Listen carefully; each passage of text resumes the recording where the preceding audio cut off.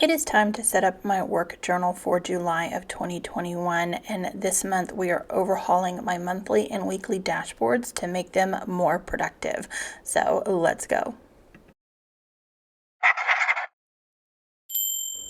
Hey y'all, welcome back to Dots and Beyond. If you are new here, my name is Beth and this journal is my work journal for the back half of 2021. It is an A5 Archer and Olive North Star journal. It has 192 pages, so it's a thick one because we're going to need all those pages moving forward. I have already set up this journal for July through December, and I will link that video in the cards above if you want to follow along, but we are going to do a quick flip through of that setup just to recap. I do have a day job. I am in the event industry, but I do like my work journal to still be aesthetically pleasing, and so I chose sort of this compass rose theme for the year. And then this is the big change for me. This is a combination of a future log and an index where I can keep future appointments as well as track page numbers for my events and the meetings that I have, planning events, that sort of thing. So we're going to see if that works.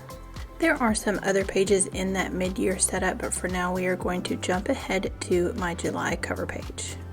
I am, for now, keeping a cover page. I like the delineation from one month to the next to have a very clear indicator that one section has stopped and another has begun. I am also going to keep some artwork elements on the first few pages, but they are not going to be anything extravagant. And I'm going to keep the color palette monochromatic, so black, gray, white, and then of course I'll keep using a little bit of gold. So as you can see, I have a couple of Pigma Microns as well as some various Tombow dual brush pens, my gold gel pen, as well as a ruler. And you definitely don't need all three of these Tombow pens. If you just want to use a black, or you just have one gray, or you want to use a zebra mild liner, you're definitely not locked into these specific supplies. Here on the left side of the page, I am going to do a quote that is carrying over from my science fiction themes from the first half of the year, even though this is not a science fiction theme setup. And it is a quote from Babylon 5. Whether I'm going to keep a quote page or not moving forward, I don't know. My cover pages may morph into a calendar combination cover page, but we will see how that goes for the rest of the year.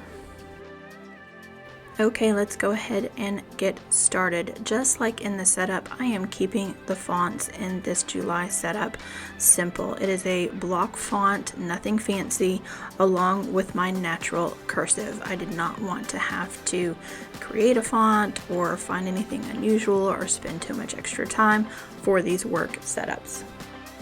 Here I am thickening the downstrokes and a little bit of that faux calligraphy style just to make it stand out a little bit. This is absolutely not necessary. This is just personal preference. And the quote that I have chosen for July is, "We all believe in something greater than ourselves, even if it's just the blind force of change." And again, that's from the television show Babylon 5. I do use a little bit of gold on the cursive words just to make them pop off the page a little bit more.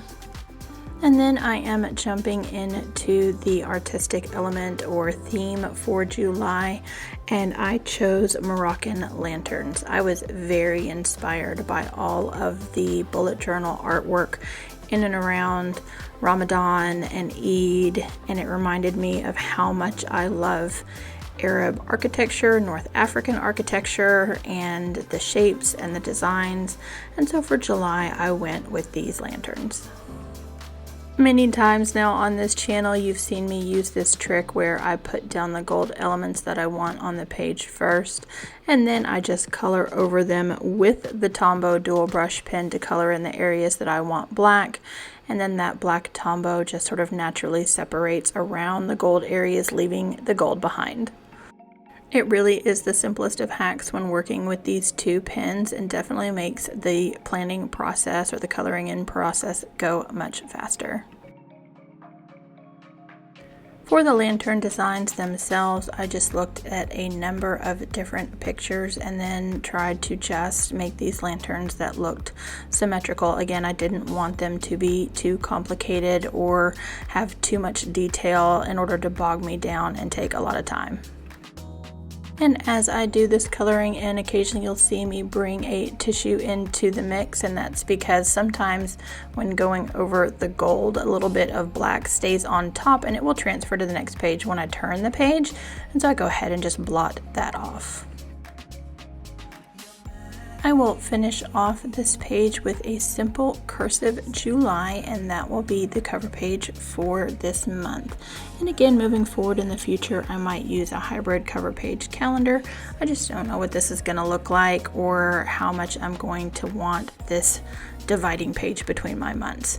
But now what I do need to do is go ahead and start numbering these pages. So I have chosen not to number my setup pages, and I want page 1 to begin with July. So here I am putting in a 1 so that we can number our pages moving forward and add them to my index.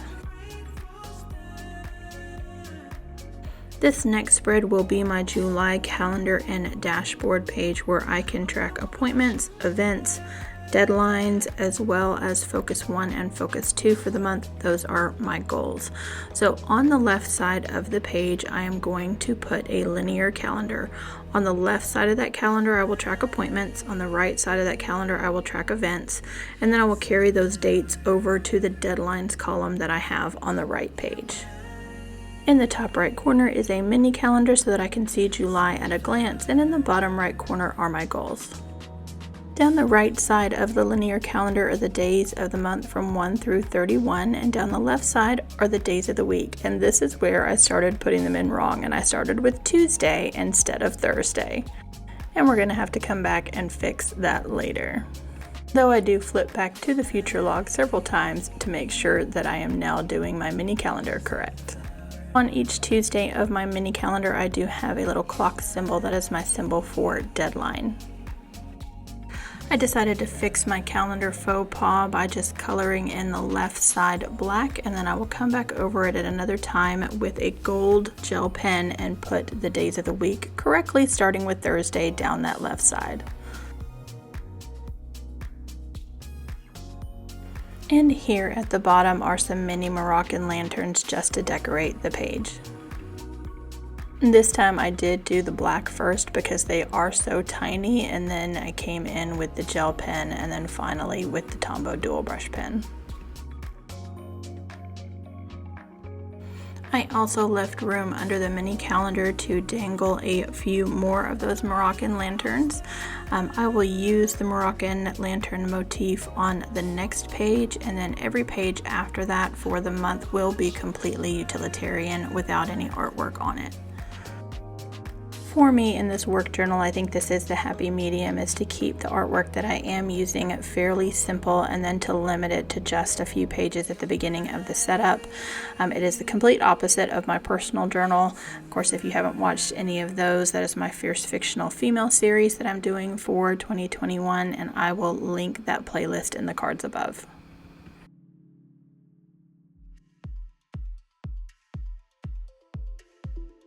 Coloring in the final touches of black for these lanterns, and then I will grab the gold gel pen and go ahead and fix that faux pas on my calendar to the left before we move on to the next spread.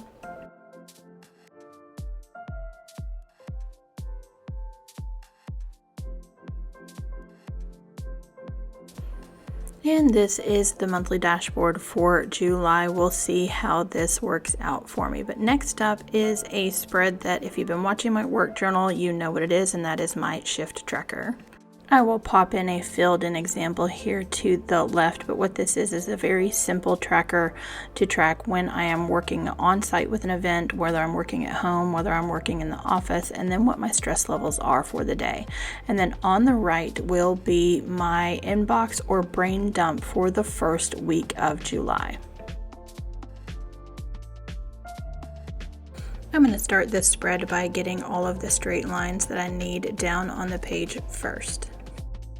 I will then follow that up with the header. So in the top left, it will say shifts and stress, and on the right side, it will say inbox. That is the word that I use for brain dump.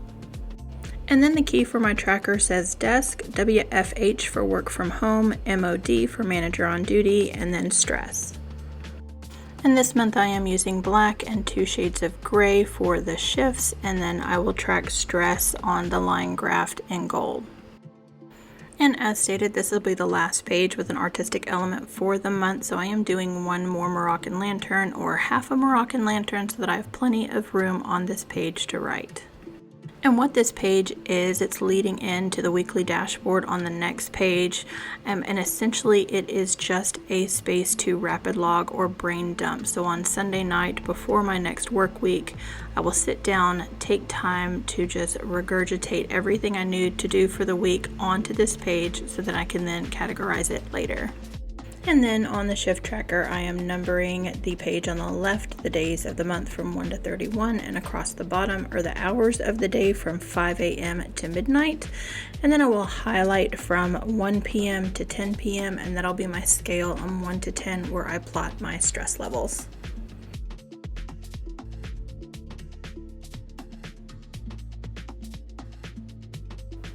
Here I am coloring in that one last lantern, and then we will be ready to move on to what is my new weekly dashboard.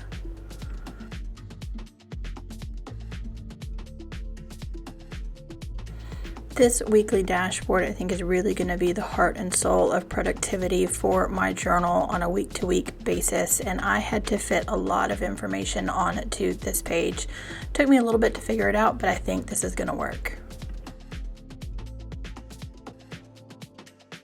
So as I put pen to paper, let me tell you everything that we have got on here. So in the top left corner will be a mini calendar. I've talked about it before that a mini calendar is an essential part of a weekly setup for me. Next to the weekly calendar will be my spaces for focus 1 and focus 2 of the week so that I can track my goals. Continuing across the top will be 3 columns for very specific tasks that I have to do that are event related. One being getting contracts out to future clients, scripting being getting the agenda and everything put in our system for an upcoming event, and then the third, drawing diagrams. Across the middle on both pages, I have set a lot of space for a rolling weekly task list, and then at the bottom I have put a calendar for the week with 3 different facilities that we run events in so that I can put the events for the week at the bottom of the page. So again, mini calendar on the left, goals next to it, specific tasks that I need to do on the right, a very big section for a rolling task list that I have to have, and then my events for the week at the bottom. And then before I can move on to my daily pages, there is one more weekly page that I need, and I'm going to set it here on the left side of this spread, and that is my waiting on page. I have been experimenting with this waiting on setup in my journal, and it's been a crazy mess for June, but it has become an invaluable part of my setup. So essentially what I have is a space for event name, what I'm waiting on, and then an R for received off on the right side where I can check things off and then move them into the next waiting on category. So things that would fall into this are like I'm waiting on an agenda from a client and they haven't sent it to me and I need to get that so that we know what their event is going to look like, or I'm waiting for somebody to get a contract back to me. And I have found that this has become just a vital part of maintaining my entire week and knowing what I'm waiting on. I wait on a lot of stuff, and so when I started putting it down on a list, it became pretty astounding how helpful it was. And then here in the top right corner, I am putting the first Monday in my first week of July, which happens to be June 28th, and this is where I will begin my daily logging. So the plan here is to flip back and check my monthly dashboard as well as my weekly dashboard calendars to see if there's anything that I need to put on this Monday that is vital for me to have in this space. And this way I can have as many pages as I need behind this to do each subsequent day. I can take meeting notes with clients, I can take meeting notes for committee meetings or staff meetings, and then I will wait to set up my weekly dashboard until Sunday before the following week.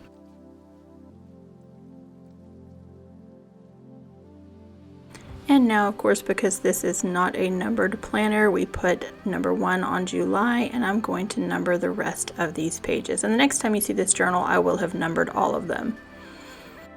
But of course, I begin to think some of these pages through before actually using them, and we are going to let Editing Beth take it from here.